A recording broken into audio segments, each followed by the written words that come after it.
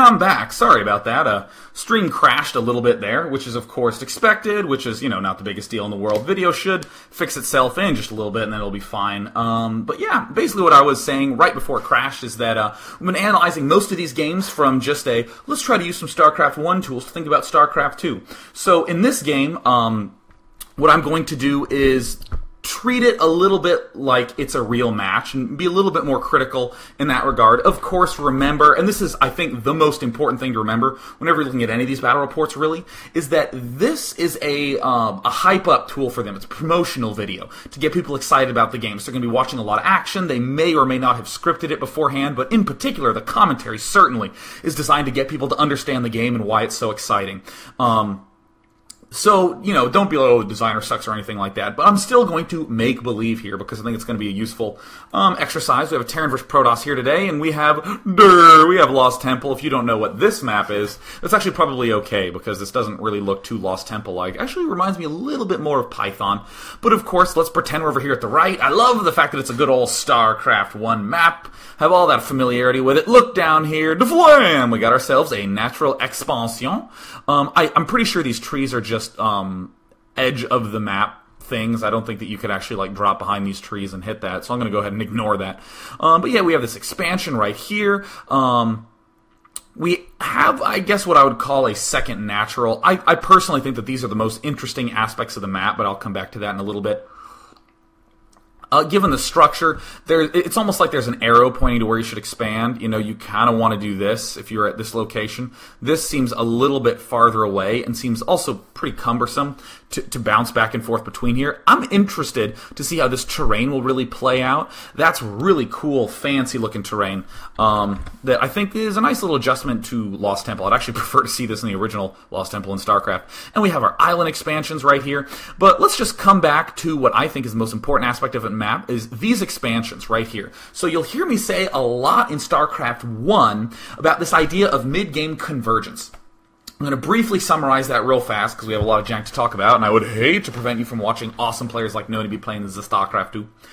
So the idea of mid-game convergence, I'll actually generalize to say convergence points, which is a really fancy schmancy way of just saying there are points in the game where there's not that many different possibilities. Let's think about StarCraft 1, Terran in the opening, tons of possibilities. I can bunker rush a Zerg, I can go for a really fast Vulture Harass out of one factory and expand, I can go for a hardcore Vulture Harass out of two factories and then do a tank push, I can do 2-port Wraith, I can do standard 2 barracks push, blah blah blah blah blah blah blah.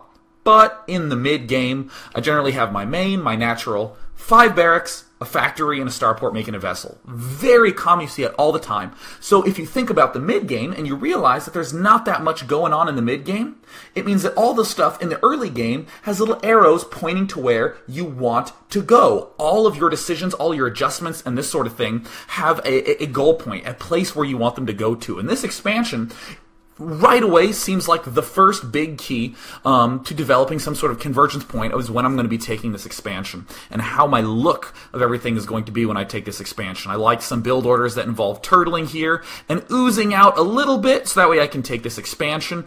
I like builds that involve being super aggressive, and as I'm doing a big center aggro push, I end up taking this one. In that second example with the aggro push, it would probably be you'd be taking this a little later than if you slow push, obviously. But, still a lot of cool thought process falls out of just saying, how the hell do I take that base because I'm going to wanna.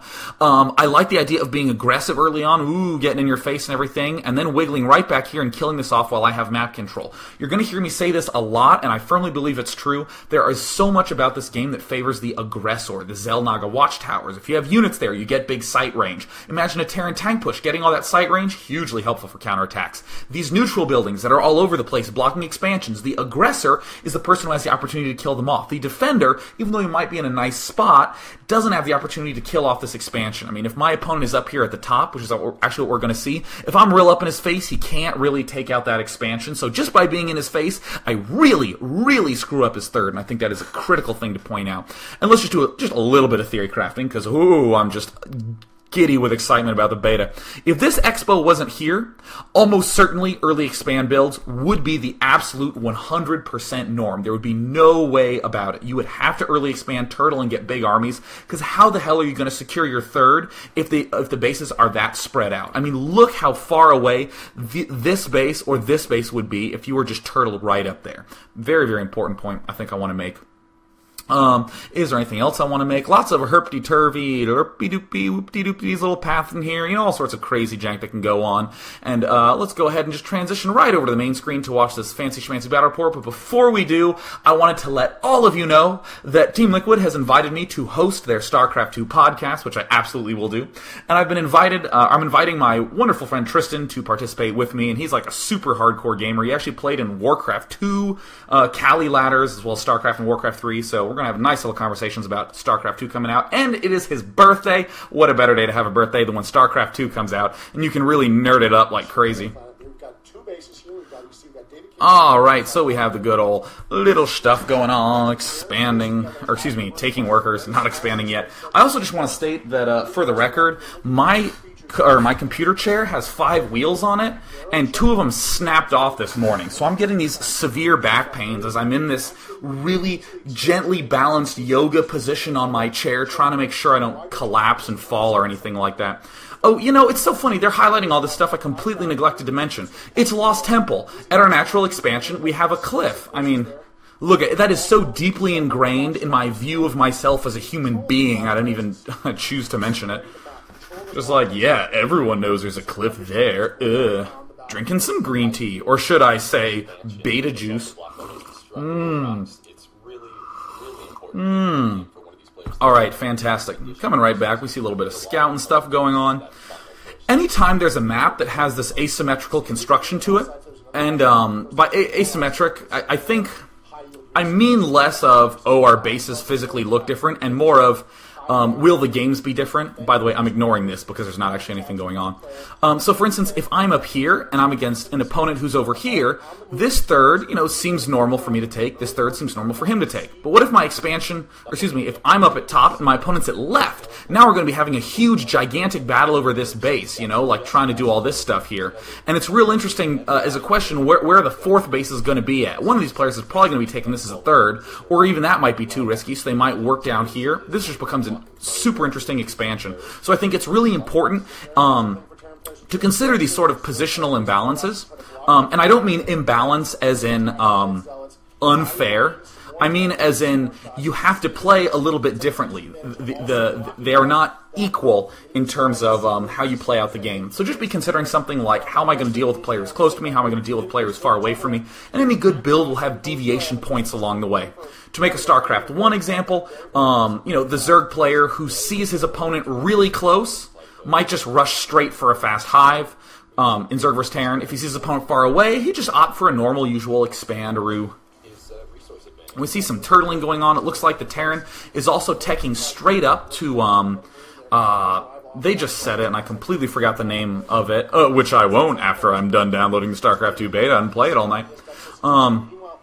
But he's upgrading his command center so he can get a little bit more resources going on, and I like that choice. Very turtle-oriented, and on this map, look at how friendly it is for a turtle. We have a ramp, we can wall it off, we just kind of hang in our base, and then we goop down here, we build some tanks up here, and then we goop forward a little bit more.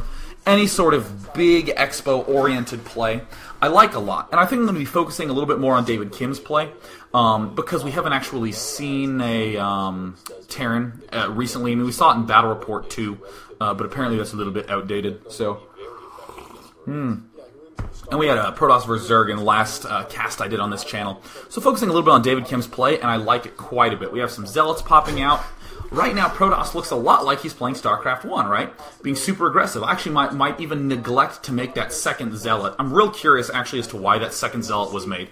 And these are the sort of things that will happen real naturally, as you're just messing around. You'll just be like, oh, I'll just build another Zealot and throw it down. But really, are these two Zealots that necessary? Let's see what these Zealots can actually do. So 2 things make a unit okay to have gotten right then and there. The first one is if you are going to straight up attack with them, and this doesn't count. That's just defense. So, actually, I guess 3 reasons. So one is, I'm making this unit so I can attack it or attack with it right now. In Zerg vs. Terran, I rush for Mutalisks, I get the Mutalisks, I sprint to his base, I kill him with the Mutalisks right then, or at least try to do some damage with it. So that's the first reason, if you're going to use it right then. The second one is if you are, if you need it for defense right away. So when a Protoss player early expands, he opts to get some Zealots before he makes a Dragoon, because he knows if he gets rushed, he needs to be able to hold off that push. And then the third reason is if there's some sort of timing into play, either timing push or timing defense. And let's do two examples of that. In Terran vs. Protoss, the Terran is building up tanks and building up tanks and building up tanks, and then all of a sudden he moves out with a whole bunch of vultures. And when he gets like 10 tanks, that's when he chooses to move out. So it's okay to be making tanks all the while. And the Protoss player has been making Dragoons, and then all of a sudden starts making tons and tons and tons of Zealots. The Dragoons before then were useful for moving around, killing off mines, but the Zealots don't really do anything except stop that push, should it choose to come out right now. So let's just review those three really fast. Am I going to use it right now for attacking? Am I going to use it right now for defending? Or is there some sort of timing push that's involved? And that's why I'm feeling a little bit about these Zealots, is because I don't really see them doing a ton of stuff right away in this game. And of course, there's probably some early attacks I'm unfamiliar with, because as you note, I have not played StarCraft 2 yet. I will be doing that tonight with a nice glass of fine green tea and my monocle as I inspect everything. Yeah, see, look at this. Okay, so these Hellions, as they are called, and actually turn it up just a little bit so you can hear the sound effects. By the way, sorry, there's occasionally technical difficulties, like things get out of sync. Don't worry about that too much unless it's really horrific, just because about 7% of the people viewing are a little bit out of sync of audio and video. That's okay. It always evens itself out. So look right now, look at how much damage these Hellions are doing.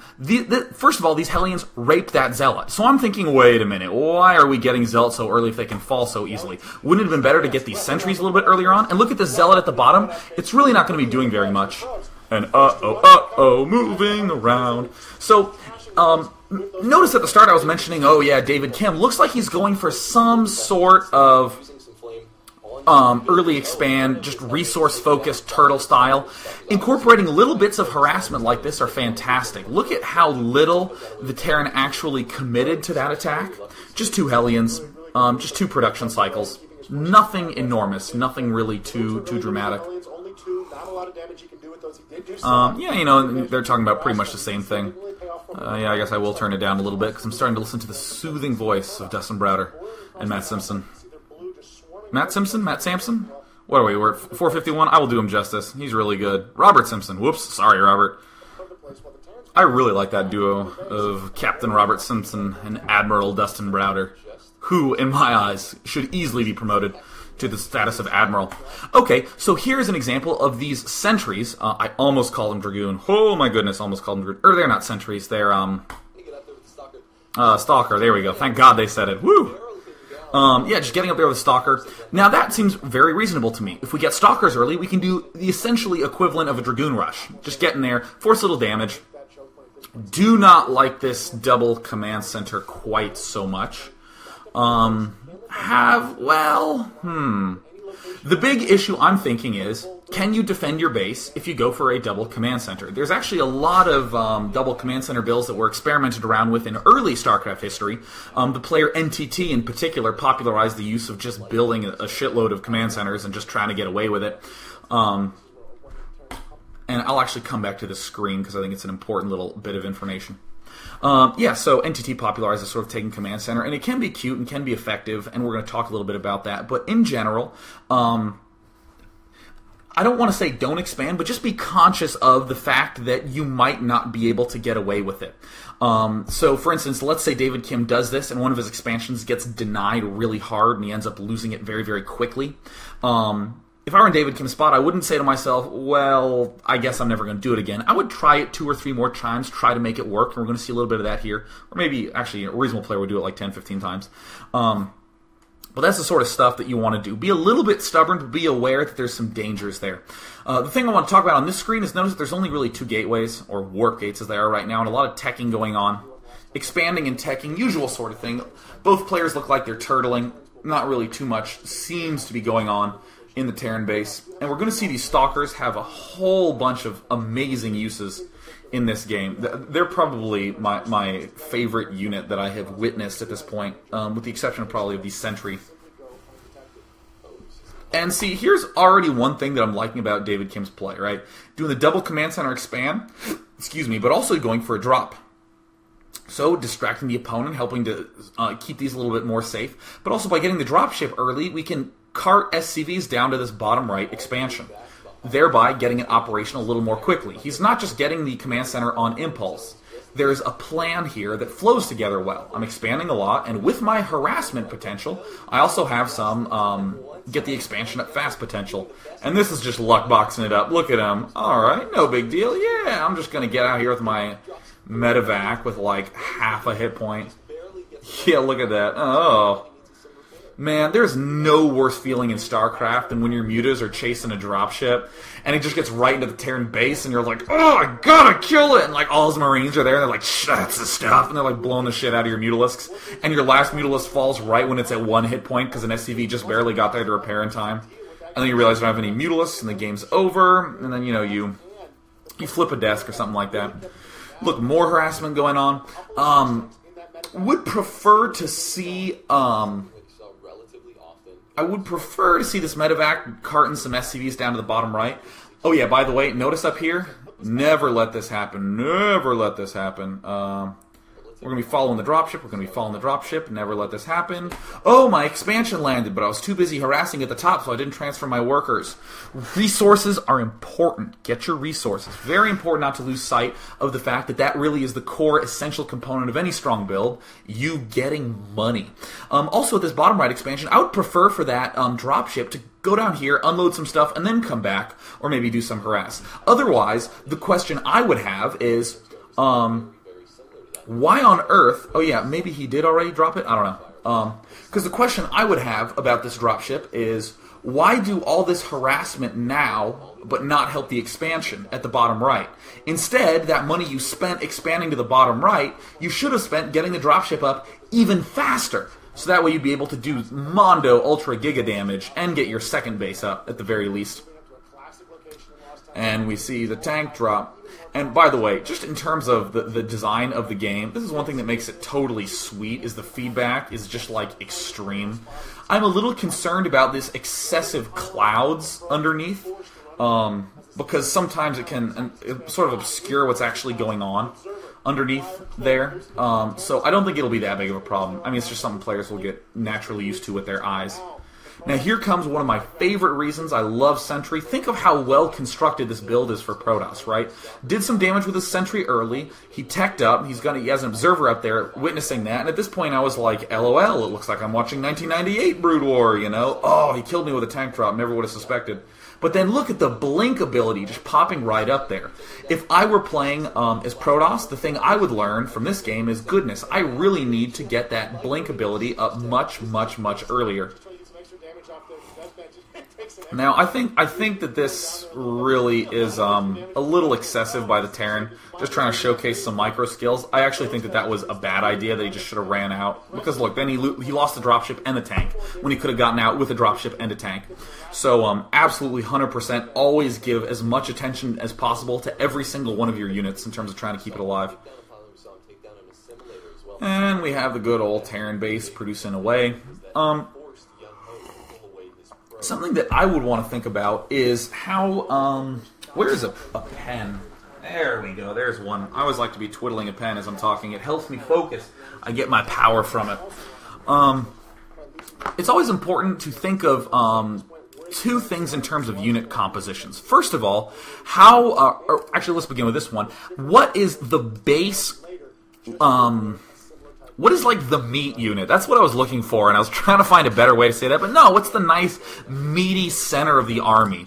You know, Protoss, what's the meaty center? Dragoons and Zealots. Oh, yes, in virtually all three matchups, you're going to be making Dragoons and Zealots. So that's the first thing, is to identify what's a good meaty combination. Notice how Dragoons and Zealots frees up gas for their tech units, frees up gas for, actually, pause it. It frees up gas for Templar, for upgrades, for teching, all this other good stuff. So, identifying that good meaty core that has a lot of versatility with it. And the second thing is how those compositions change over time. So, for instance, in Starcraft 1, we would see things like in Terran vs. Protoss. Protoss players going to be making a lot of Dragoons at first to deal with vulture harass, small pushes, clearing out mines, dealing with dropships. But then in the mid-game, he's going to get a whole bunch of Zealots, right? He's going to suddenly flood Zealots right before that big Terran push comes, because you can't use just Dragoons if the Terran gets enough big stuff in there, if he gets enough tanks. So a lot of players screw this up, and they're just making a constant distribution of Dragoons and Zealots throughout. But that's what really adds the interestingness and variety to StarCraft, that dynamicism. God, sorry, a bigger syllable word than I'm used to. Yeah, that's what really makes for these dynamic situations, is how these distributions spread over time. So what I'm really interested in is the fact that a lot of Stalkers are being made early on, being able to bounce around, defend from these drops. Get out of there. And this is this is something that I would call an attack that has bits of truth in it, right? That attack may have been more worthwhile for the Terran than for the Protoss. But you'll notice the Protoss was able to dart up there, kill a tank, dart out. Cool. How can we incorporate that in there without letting the Terran just, punch us right in the face? So, back to that unit composition idea, I'm seeing a lot of Stalkers come in here, do a lot of cute stuff early with harassment, do a lot of cute stuff early with defense. Look, we see that expansion going up at the left side of the map. Fantastic. So in that regard, I'm thinking, maybe I want to be using sentries early on, and then Stalkers early on, and then I want to back tech to Zealots. So that way I have this nice big unit composition, nice big army that has the unit composition I want, but was sort of shifting around over time. I just also want to note that I may have been using the word sentry. Up until this point in the game, I never meant to use the word sentry, so I literally only meant to use the word stalker, those Dragoon-like units. So here's some Zealots just killing stuff off. Fantastic. See, now we're starting to see the weakness of that bottom right drop. And you know what I'm thinking? I'm thinking, why on earth did Terran lose that dropship a little while back? If any of you have just tuned in or are unaware of what I'm talking about, right here, let's just see here. Yeah, look, see, here's a tank drop that happened. We're winding the game, actually. So, yeah, right here. Yeah, look, here's the dropship. He tried to do some cute micro action, and then he lost it. And, sometimes players don't think about the long-term consequences of it, and this is exactly what can happen. Your bottom right expo can just get taken out for free. And if I'm Terran, I like the idea of a build that's sculpted so that I can get that expansion early, a build that gets me that dropship early, but I need to make sure I keep the friggin' dropship alive. And if my dropship dies, what I would say is, well, I need to get this dropship again, so that way I can, I need to get that dropship again, so that way I can defend my bottom right expansion, but I'll also harass with it, thereby helping to justify the costs of it. And here's a very cute push out right now by David Kim. So he's running in with these units. I can't remember the name of them. I'll have to rewind it. Let's turn up the volume, listen to this sultry voice. Expansion and really put himself on top of the game. And David Kim's response is quick and brutal. Here come the Reapers jumping up. Reapers, that's right. There we go. Chased off by the Stalkers. All right, yeah, but notice how these Reapers move up right as the rest of David Kim's army is moving out. Very, very common technique. Harass and move out with a big army at the same time. Or help them sort of regroup together. So, you'll see a lot of Protoss players who will be doing some fancy stuff with their dropship, and then as this push comes out, they'll have the shuttle rejoin with the Reavers in it, that sort of stuff. Little cute stuff going on with these Reapers, killing off a Stalker relatively easily. So look at the center of the map. Look at all the stuff that this is causing for the Terran. Terran's getting the opportunity to do harassment here. He's moving out here, but he's also taking that expansion there. I'm digging that a lot. With the first big push that comes out, use it to take out that neutral building that's at the third location. And there's the observer, and he's just going to blink up there. Let's just keep an eye on the mini-map, though. Look at this bottom army. This stuff's going to die. I'll just spoil it for you. But look at this bottom army. It hasn't really been moving. I'm curious if that army could have been put into a better position. It's very easy to get into one-at-a-time mode, to feel as though you're multitasking when you really aren't necessarily. So in this case, it's definitely one-at-a-time sort of stuff. Like doing the Reaper harass and then moving forward with the push. I think it would have been a lot fancier if David Kim had actually gotten up in position and potentially cut some of the Protoss units off. A big concern that we're going to have for the Protoss player is that he's just not macroing enough. He's not actually getting a lot of probes at his bases. So there are the Stalkers backing off, some of them getting taken down. And this, I think, is one of the coolest things in the game. Notice that it's been pretty much sentries. This is exactly that unit composition I was talking about. Damn it, I'm going to start calling him Stalkers. I keep calling him sentries. I gotta stop. Okay, so notice that we've seen the Protoss make primarily Stalkers. Jesus, that's so hard. Lord, oh my goodness. I'll try it again. Notice the Protoss has been making almost all Stalkers up until this point. And right here we're going to see a big dramatic shift to Zealots and High Templar. I believe they're called High Templar in this game. And this is one of the coolest things, taking that Xel'Naga Watchtower, getting a good position for his Siege tanks. So, watch this. Yeah, look at all these Zealots and High Templar. So, here's my first big concern when I saw this part of the game. Watch this. Oh, look at the storms. Watch how these storms just annihilate this mix of units. Oh my god. Look, completely gone. This makes me wonder if this choice of unit is okay. That's something that I would want to do a lot of research on. I also need to just figure out if Psystorm's just really good and does that anyways. But yeah, notice all the Zealots in here. Oh yeah, that's a fantastic job. But one thing I'm thinking right there is, was that mix of tiny units okay? Now if you think about it, in Protoss vs. Zerg, if you have Zerglings and Hydras, Storm just eats through them, but you end up with so many of them that it ends up being okay. But I didn't quite see so many Terran units. It might be something akin to a Protoss player with Psystorm against Medic Marine for Terran, where it actually does do so much damage that it justifies you not getting that composition. Now here is classic overexcitement syndrome. I just killed the big Terran army, time to kill him, right? Not a good plan, right? Do not plan to do that. Do not say in your head, every time I kill off a big push, I'm going to go kill him. You want to advance forward and see if there's anything you can do, but watch how much Protoss butchers this, right? Protoss comes in here and just straight up target fires it. I really think he should have opted to attack these units. We see some Psystorms at the back. But look at this, target firing. What we're going to see is that the Protoss loses every single one of his units here. This is so bad, and this is so typical in StarCraft 1. This is actually really common in virtually every strategy game. You see players who suddenly go, oh, I think I might be at a little bit of an advantage. And, okay, think of how wrong this thought process is. They go, oh my god, I'm at a little bit of an advantage. I'm going to go kill him. Wait a minute, okay? If you're at an advantage, what does that mean? It means at this state of the game, you have a slight lead over your opponent. It might be economically, it might be because you have a bigger army, and you need to think, what does that advantage allow me to do? In a lot of circumstances, it means that you can expand freely. In a lot of circumstances, it means you might be able to start harassing.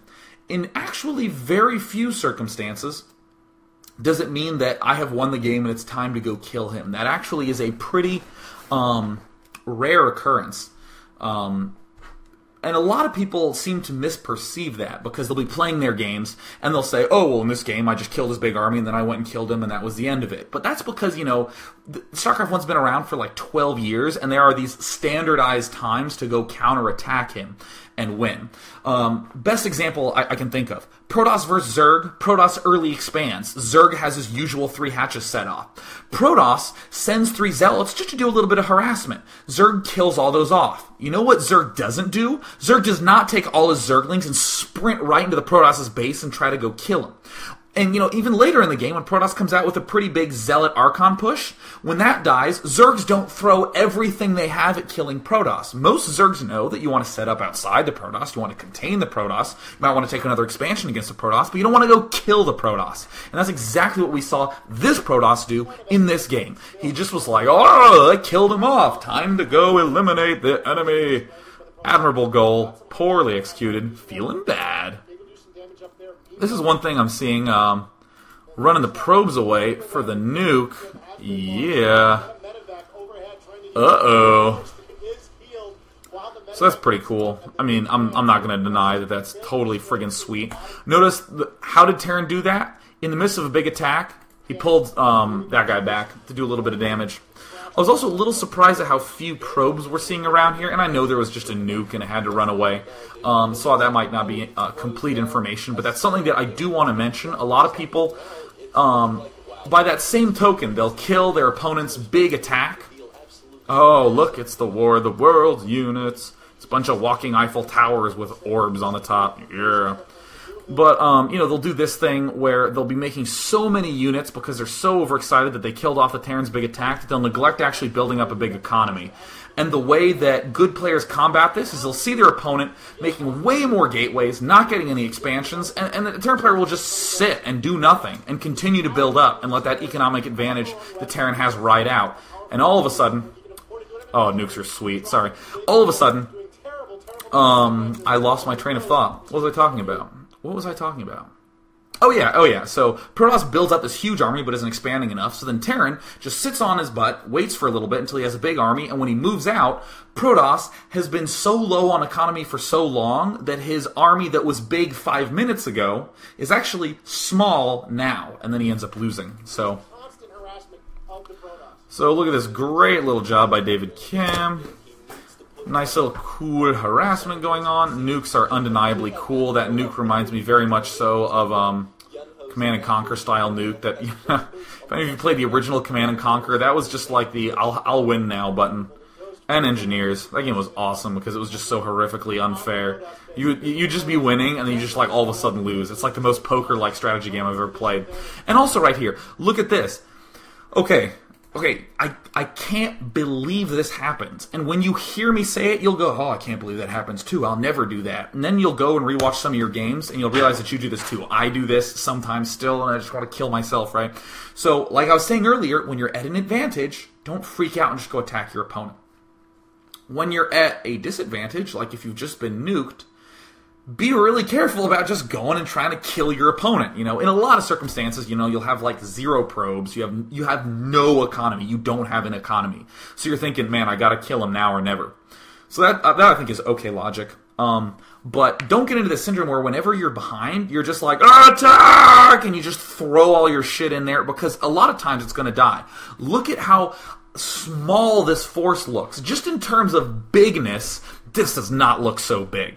I know that that's not very sophisticated analysis, but watch it just get demolished. Watch, oh my god, oh, brutal. Ugh. Yeah, look at that. Annihilated. This happens so much in all strategy games, and in particular in Starcraft 1. A player will start losing and just attack, move everything. Protoss, in my eyes, is not completely screwed. I mean, he lost 2 Nexuses, but he still has a relatively secured 4 bases, as long as he, stops nukes from constantly happening.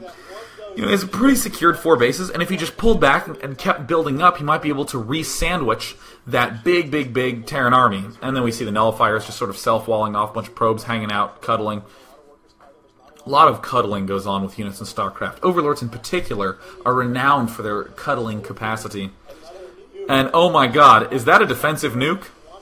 Uh-oh. You might want to back away from the nuke. That's so cool. Oh man, that's so awesome. Look at that. Look at these nice mobile attack forces. I don't really have too much more analysis to say at this point. I actually just think Protoss did a few mismanagements of his economy and did, in particular, if I had to identify a key loss time for the Protoss, it would be when Protoss attacked that 3rd base right there. And really, in every game you're going to play, you should always stop and identify the key moment. When did I really think that I had the game 100% lost? And try to think as early as possible. I'm going to say that, and people aren't going to listen to me, right? People, okay, oh my god. In a lot of games, you will say, hey, what would be good right now? Or what should I do right now? And then what you do is you think, in my next game, I'm going to do that earlier on. Really easy example. Protoss versus Terran. Terran player drops vultures into the Protoss's base, kills off a whole bunch of probes, and the Protoss thinks, wouldn't it be nice if a cannon was here right now, because then these vultures wouldn't be able to do damage to me. So then what happens is in the next game, the Protoss player gets a forge really early, builds the cannon in his base, a Vulture drop comes, haha, I have repelled it, I'm the best Terran in the world. And then, or I'm the best Protoss in the world, he's just really good. And then the Protoss player later on in the game loses because all that money he spent on the cannons and the forge everywhere should have been spent on an expansion. The real solution to that Vulture drop is not cannons right now would be good for stopping this Vulture drop. It is instead, I should just have had Dragoons in the spot in the first place to prevent the drop from having ever happened, ever. So what I'm seeing in this game is that there was this big attack that went on by Protoss, and after that big attack, a lot of players are like, oh man, okay, I got nuked twice after that. Jesus, I really need to have more units available to defend these cliffs or do something more with these cliffs. And he'll devote more money earlier on to doing that. When in my eyes, I'm thinking that big nuke stuff never would have happened had that Protoss player not attacked and lost all those units. He would have had all that excess resources in order to defend it. So in every strategy game, always think back as far as you can to say, how on earth could I have prevented any of this from happening as early as possible. Super, super early. Very key concept. Allows you to smooth your play out so it looks like you always have every base covered. It almost looks like you're predicting what your opponent will be doing. Ends a good game. After a little bit of long-range mining, it's fancy to do some nice good old long-range mining operations. I'm going to go ahead and just briefly take the ever so slightest minute bits of chat because I need to go download the Starcraft 2 beta. So Oddford says, Day 9, what was the thing about the Protoss' opponent can see what he had to do with the Starcraft and the animation? What I think this player is referring, or what is Oddford referring to?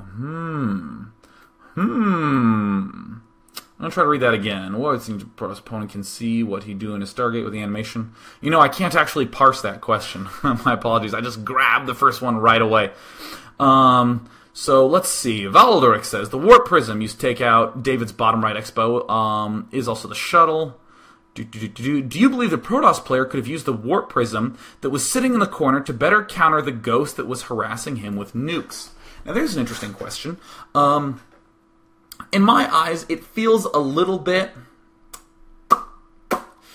So let's rephrase the question that was just asked. The issue at hand was, we saw that there was that Warp Prism at the bottom right corner that was used to kill off the expansion, but didn't really seem to do anything later on. Would it be possible to use that Warp Prism to do some stuff to prevent the nukes and that sort of stuff? That's great thinking.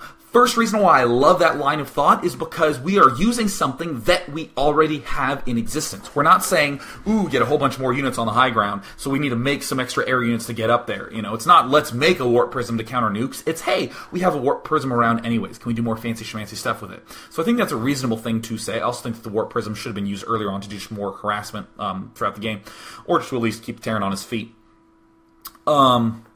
But I think it would have been a little bit better for the Protoss to actually just be watching for the dropship and be intercepting it. I don't know how observers are in this game, whether they're super cheap and really, really easy to just sort of throw out, but that seems critical to me in my eyes. I don't really know what the detection situation is either. But, you know, that's what I think is really important to do, is to, like, prevent the drop from ever even getting there in the first place. But given the situation, yeah, it seems like the Warp Prism would be a fantastic thing to do. So Mishibeef says, what's your approach to ST2? You gonna cheese? Of course. That's like all I'm gonna do. I will absolutely make certain that all my games are under 3 minutes long. And if I can't figure out a way to win in 3 minutes, I'll just go back to StarCraft 1. So people are asking a lot of stuff about my keys. They're asking whether I have a beta key. Not, you know, keys to get into my house. I do have a beta key. I got it literally 5 minutes before my cast. I will be streaming my games. I'm not just going to hop on and just start streaming. Instead, what I'm going to do is schedule when I'm going to be streaming, so that way you guys can sort of plan en avance. I'll definitely be doing some of my games tomorrow. Again, it's my friend Tristan's birthday, so I'm actually going to log off in like 2 minutes here, download, and just play with him all night. But yeah, I'll have a lot of cool stuff to talk about. I might even have some replays. I cannot play games and talk at the same time. That is like the easiest way I have ever lost in my entire life, is I just start talking, and then I forget my first Overlord, and I try to build it, and I realize I didn't build it because I was still talking, and then all of a sudden he's at 30 food, and I'm still at 18. So, all that sort of good stuff. So, you know what? I'm just going to go ahead and wrap it up because, you know, I love my viewers and you're all fantastic, but I'm just so excited to download the StarCraft 2 beta. So you know what, guys? Thank you very much for watching. I'm signing out. Once again, happy birthday, Tristan. You'll hear him on Friday's Team Liquid StarCraft 2 podcast that I'll be hosting with him. So, hey, check it out. Cheers.